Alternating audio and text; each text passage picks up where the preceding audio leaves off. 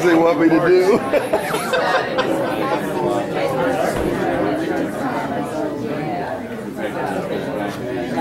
Oh, okay. Oh, was that yesterday? Okay.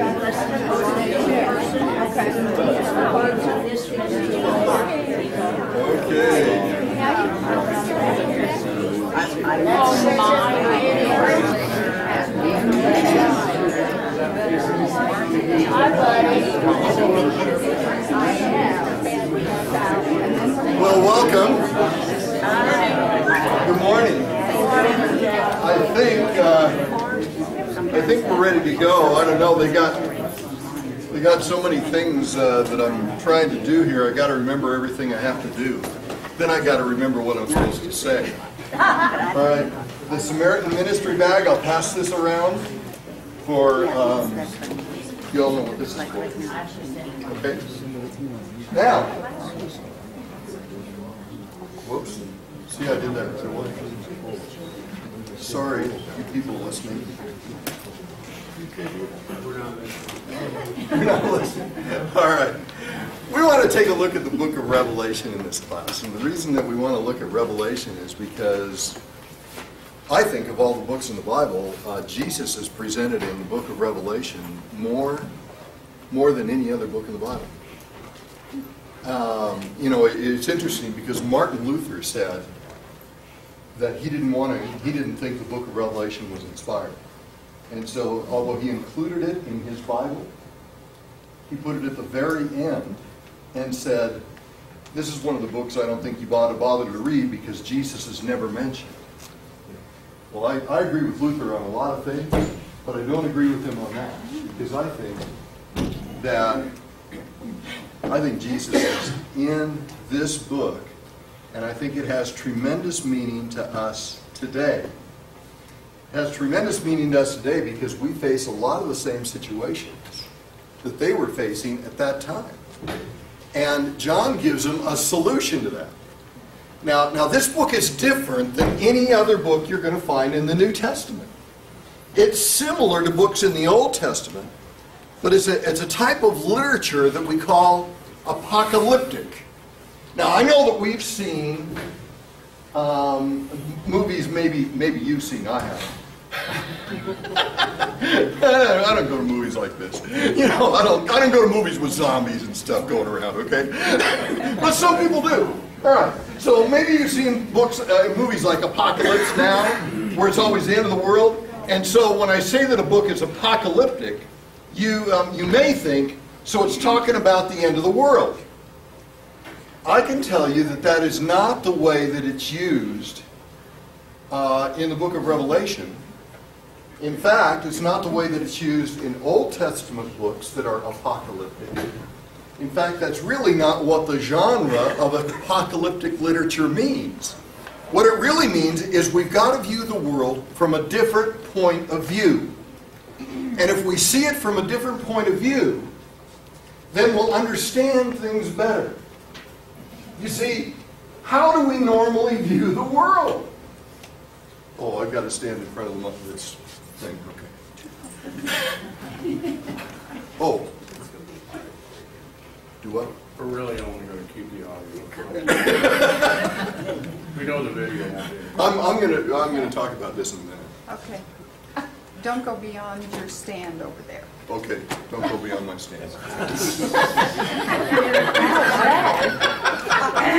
Do what you want, but there's nobody on the screen when you go too far aside. All right. What we're really talking about here is that we tend to view the world through our eyes the way we see things now. And the way we see things now is we think what's happening to us now is the most important thing in the world. And sadly, I have noticed that even as people grow older, most people tend to even narrow their focus down more and more. I remember when my mother-in-law was 2 years before her death. I remember that all she could focus on was the important things to her. Why is my TV not working today? Now, it didn't matter that we just bombed Iraq. Or the other things were happening in the world, but her focus in the world was, why isn't my toilet working? And that was the biggest thing. We tend to get that way in our religious views. We tend to get to where all we can focus on is the world as we see it. And we lose the big picture. What apocalyptic means is that you're going to view the world through different eyes. We see apocalyptic literature in books like Daniel, and we're going to use Daniel extensively to understand this book of Revelation. We see it in books like Ezekiel, and we see it in books like Revelation. But Revelation is the only New Testament book of this variety. You see, the others are kind of historical. I mean, you look at Luke and Acts.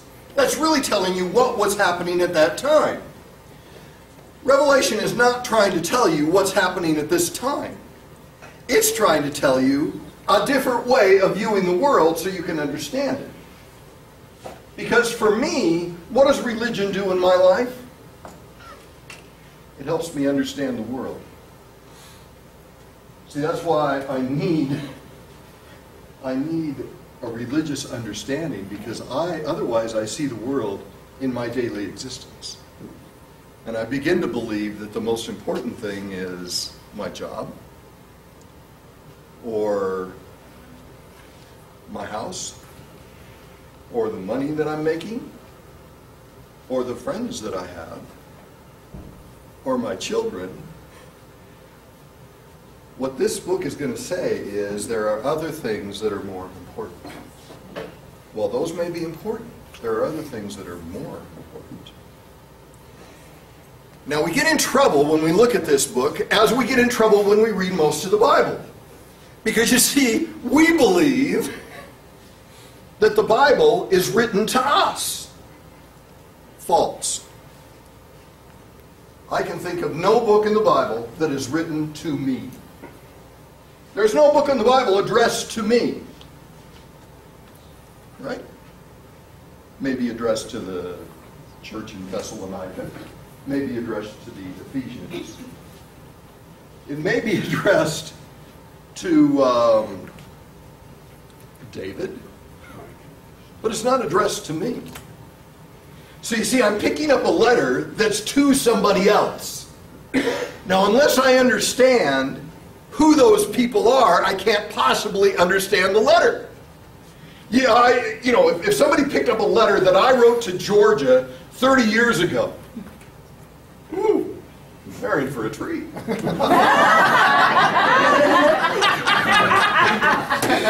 Whoa, sorry, microphone. Because they're going, who is this person and what is he saying? That's what they would be trying to understand. That's what we need to ask. Who is this person that this letter is written to? And why was this letter written? The book of Revelation is beautiful the way it's put together. It is put together in a stunning way, but it's not written to us. It may be written for us. It certainly has a message for us, but it's not written to us. So I need to understand, to put it in context, who's it written to? Now I understand who we're talking to and what their problems were. And surprisingly, their problems are a lot like my problems. Because 2,000 years ago, I guarantee you, fundamentally they're dealing with the same issues we have today. Yeah, their iPhones didn't work. Their computers didn't connect. All those problems they had too. Not all of them. But in any case, let's look at the book. So I've got up here Revelation 1:1, and if you have your own Bibles, I'll welcome you to follow along. I've decided, for my purposes, not to even do handouts for the class. So they're taping this whole thing, and if you really want to punish yourself, you can watch it over. But that's okay.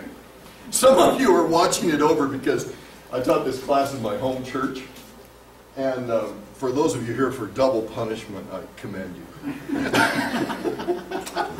All right, I want you to notice when we start in Revelation 1:1, it tells you. Now, of course, the name of the book, Revelation, is not inspired.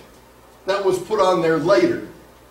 It was actually, what's on there in early literature is it's called the Apocalypse of John. Showing you a different view of John.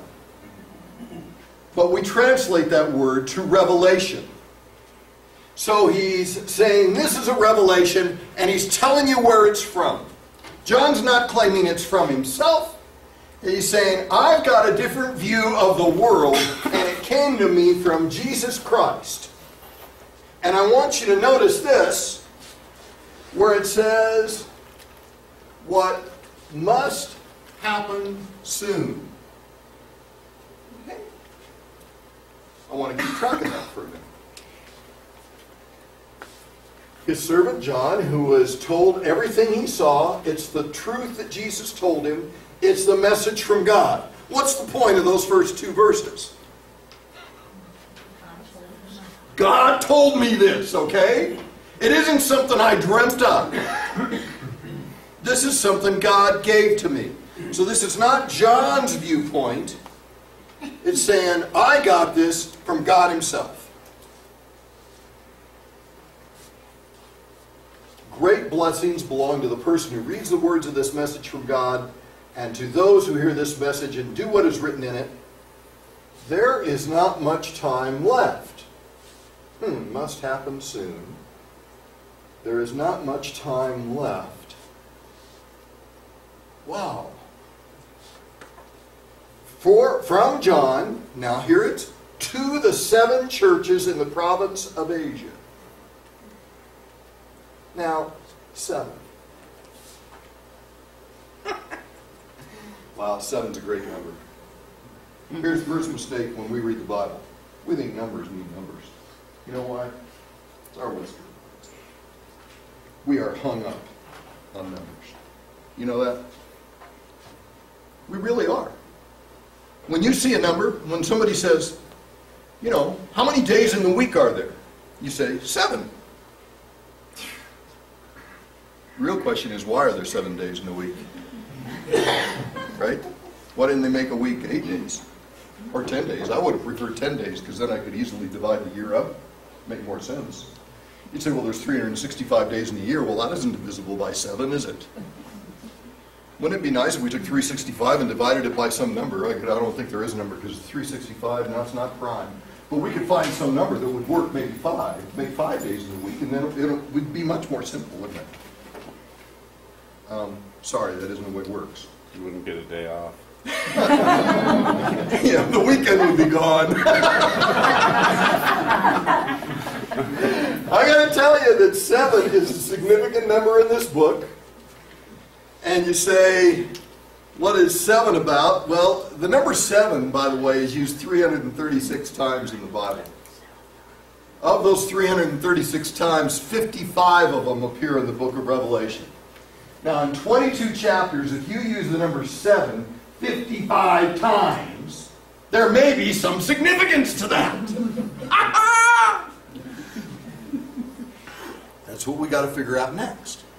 See, because we read it through our Western eyes. This is not a Western book. It's to the 7 churches in Asia. By the way, when he says Asia, he means something different from the Asia that we think about, right? What do we mean when we say in the province of Asia? We think Asia like China. He's writing to the churches in China? Wow, that's pretty impressive. There were probably churches in China very early. By the way, they think that Thomas traveled to India and actually founded Christian churches there in the 1st century. So there may have been churches in Asia, what we call Asia, but he's not talking about that Asia here. He's really talking about what we would call Asia Minor today, which is Turkey. So now we need to read that as to the 7 churches in Turkey. Okay. Why did he choose 7? Well, there were a bunch of churches in Turkey at the time. He chose 7 because it's the perfect number. Why is it the perfect number? Let's have a little lesson in numbers, okay? Because numbers are significant to the Oriental mind, to the Asian mind. More significant than they are to us. Sorry about the word Oriental, I didn't mean that. That's an old term. To the Asian mind, numbers are very significant. We just came back from a trip to China. Everything centers around numbers there. 10. 10 was a number for the emperor's protection. 9 was the emperor's number. Nobody else could use the number 9 because that was the emperor's number. They have no, what floor was it on the buildings? No 4th floor. Yeah.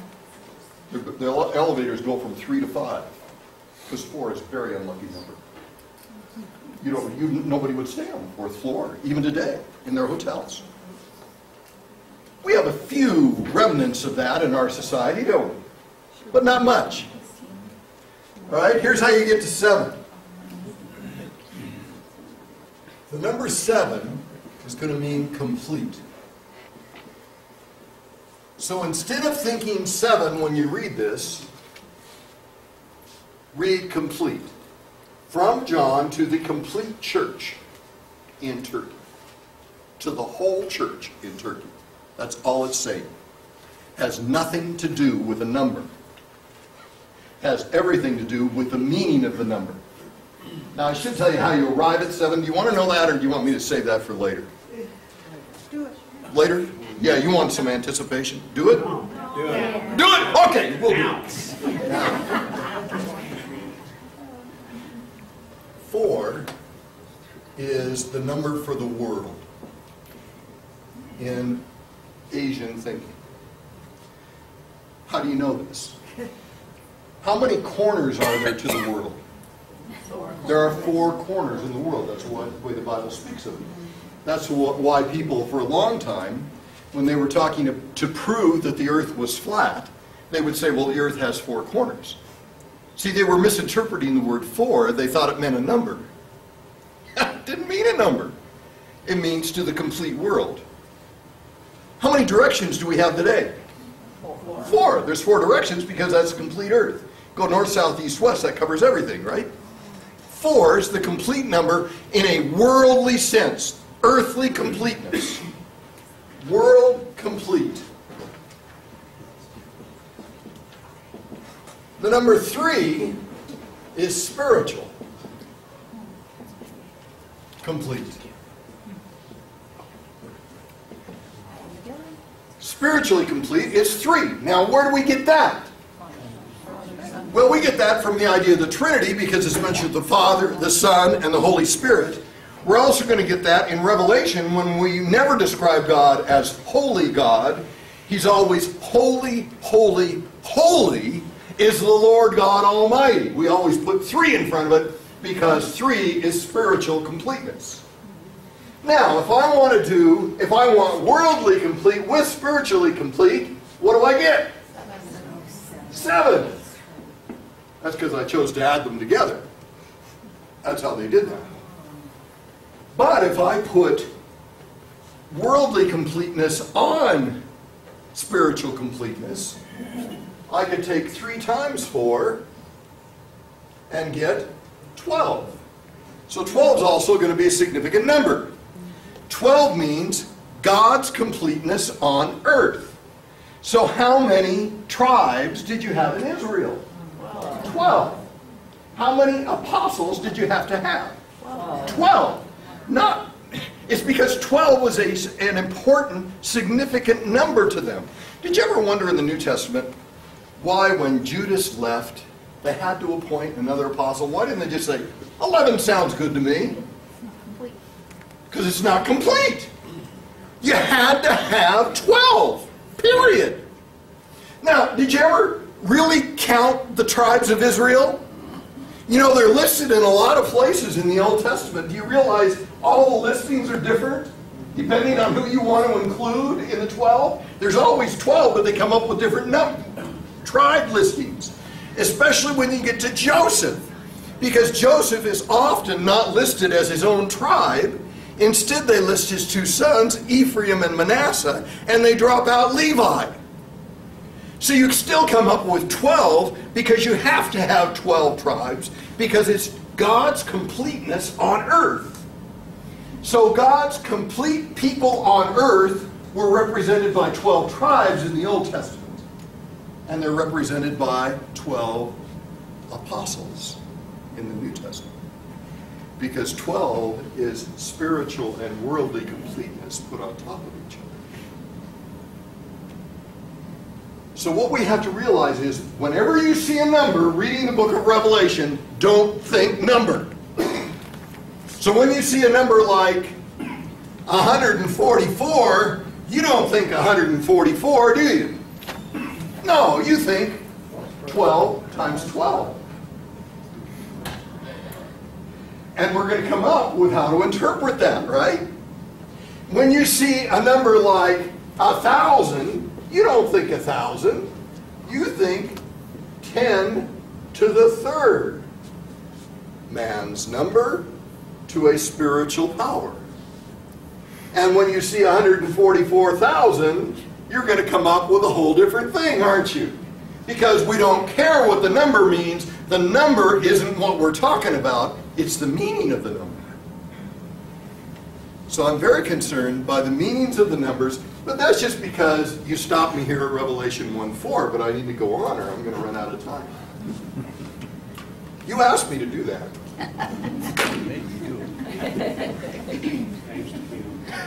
It's okay, I didn't really want to do it, but you made me. Yes. A little thing, but it's, okay. So when you said to the complete church in the, okay, you made it singular. Can we leave it plural like it is? To Sure. the complete churches in the province of Asia. Yeah, you could leave it plural, but when you're talking about the complete, you might change it to singular. It works either way. Right, because what I think of is the 7 he wrote to are complete churches as compared to the whole body in Asia. I think more that he's talking to the complete church in all of Asia. So it's not really just to 7. It's really to the complete church, because 7 is not what I'm concerned about. Now I want to remember that, let's see, and I'm going to write these down.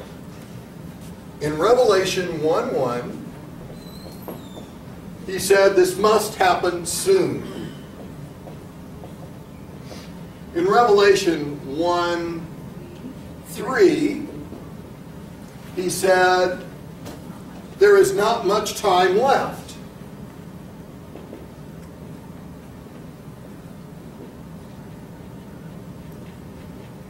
This is going to happen. Well, it might be fun if we looked at some others, right? Let me now skip to the end. Let's go to 22:6. Let's clarify this. Revelation 22:6 says, "Then the angel said to me, these words are true and can be trusted." Doesn't that sound like what he said before? "The Lord, the God of the spirits of the prophets, has sent his angel to show his servants what must happen soon." So that's at the end, isn't it? 22:6, soon. 22:7, listen, I am coming soon.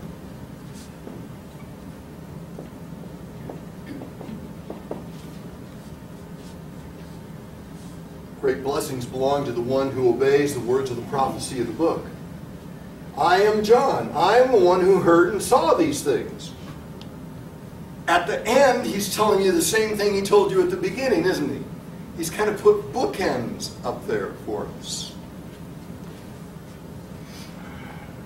Let's go to another one. Let's go down to verse 10. Then the angel said to me, "Don't keep secret the words of this prophecy in this book. The time is near for these things to happen." That was in 10. He says near. Time here. Okay. 22:12. Listen, I am coming soon. You see there's a pattern here? 2, 3, 4, 5, 6. This book isn't arbitrarily constructed. This book is brilliantly constructed. Revelation 22:20, Jesus is the one who says all this is true. Now he says, yes, I am coming soon. That's 20. He says soon.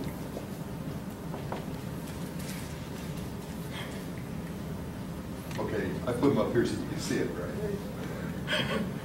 How many times did he say I'm coming soon? 7. 7! You think that's an accident? Of course not! This book is not accidental. This book is brilliant. He says, I am coming soon. He gives you a complete message that you need to see that Jesus is coming soon. Now, I will posit to you that it is probably an incorrect interpretation to say soon means 2,000 years. Oh, sorry. That's the microphone. It was. Don't you think when he says soon, it would be soon? You know, the same Greek word that's used here is used when Paul says, I think it was to Timothy, bring my cloak soon because the winter's coming. It's the same Greek word. Now, did he want his cloak in a few years? Maybe in 10,000 years? No, he wanted his cloak because it's getting cold. I want it soon. What do you think this means in Revelation? I think it means it's going to happen soon.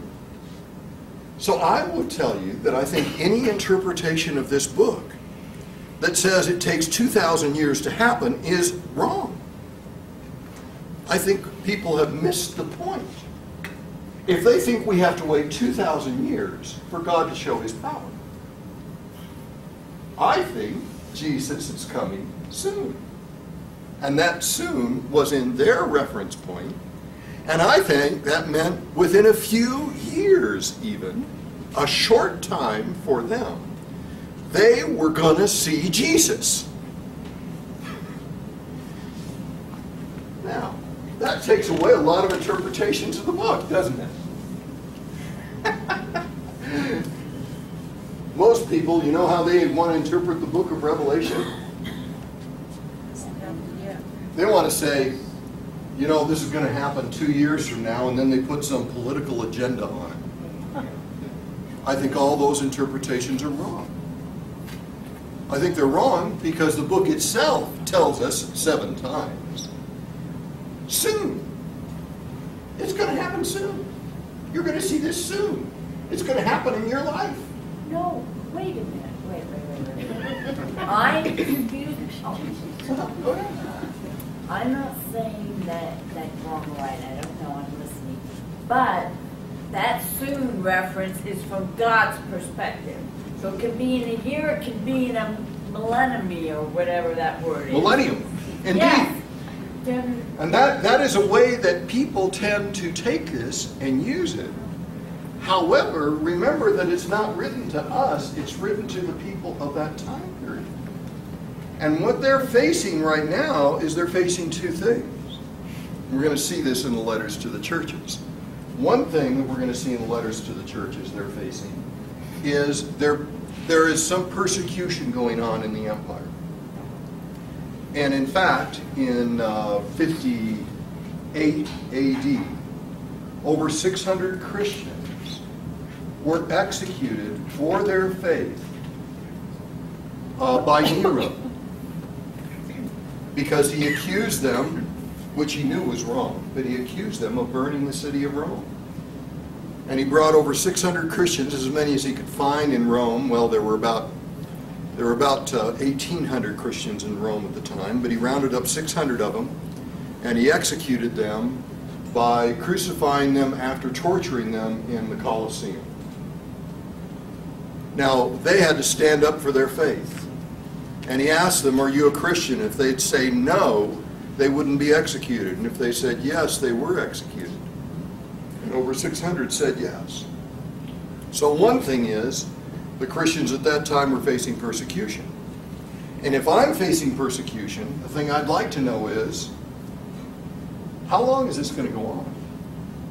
God, how long are you going to take for me to be relieved from this? And God says, it's going to happen soon. Right.